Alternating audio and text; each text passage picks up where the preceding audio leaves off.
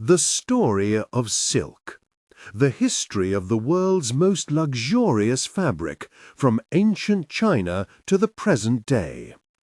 Silk is a fine, smooth material produced from the cocoons, soft, protective shells that are made by mulberry silkworms, insect larvae. Legend has it that it was Lei Ts, wife of the Yellow Emperor, ruler of China in about 3000 BC, who discovered silkworms.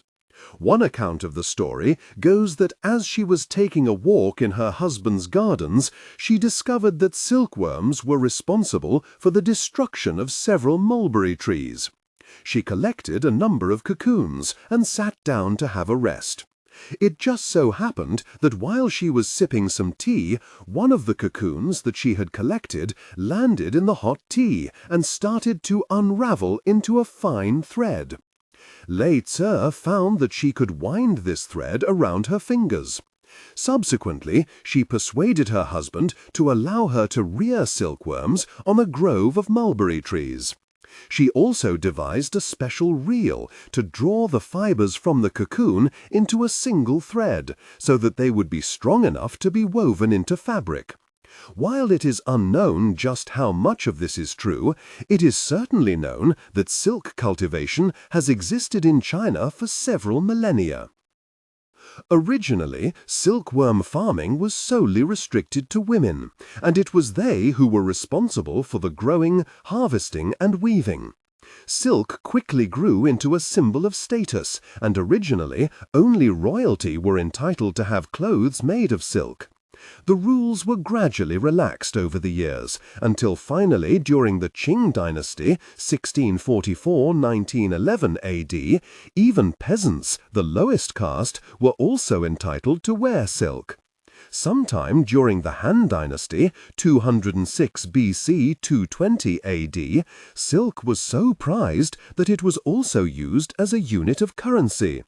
Government officials were paid their salary in silk, and farmers paid their taxes in grain and silk. Silk was also used as diplomatic gifts by the emperor. Fishing lines, bowstrings, musical instruments, and paper were all made using silk. The earliest indication of silk paper being used was discovered in the tomb of a noble who is estimated to have died around 168 AD.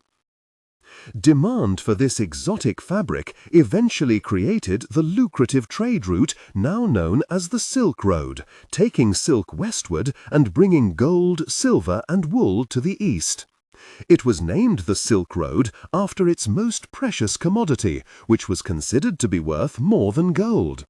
The Silk Road stretched over 6,000 kilometers from eastern China to the Mediterranean Sea, following the Great Wall of China, climbing the Pamir mountain range, crossing modern-day Afghanistan, and going on to the Middle East, with a major trading market in Damascus. From there, the merchandise was shipped across the Mediterranean Sea. Few merchants traveled the entire route. Goods were handled mostly by a series of middlemen. With the mulberry silkworm being native to China, the country was the world's sole producer of silk for many hundreds of years.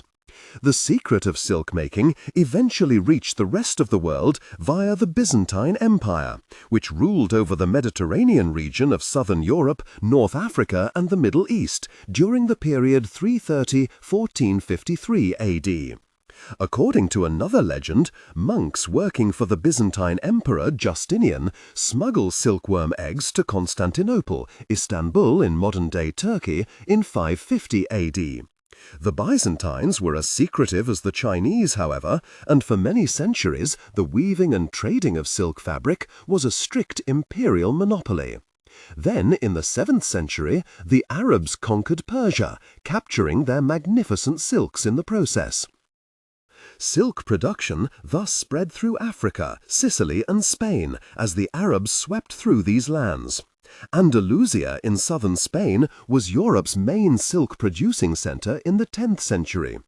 By the 13th century, however, Italy had become Europe's leader in silk production and export.